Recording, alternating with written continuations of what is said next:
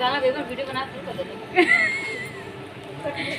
कहाँ से ना गइला कहाँ से नागिन आइली। इतना सही बात है। और तू पहले गीत का मेन रिकॉर्डर तो तू हो, भुला जाए ना आवाज कहाँ से ना गइला कहाँ से नागिन आइली।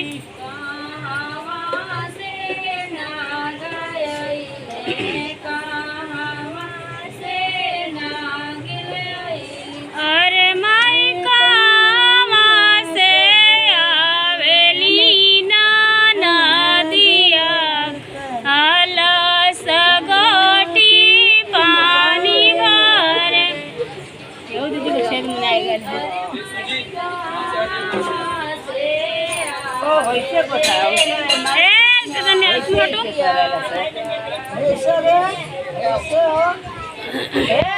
अरे माई कहाँ से आवेली ना नदिया आला सगोटी पानी भरे।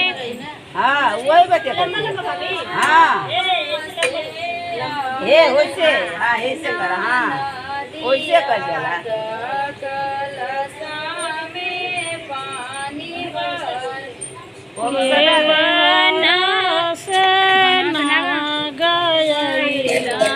के अरस नागिन आइली।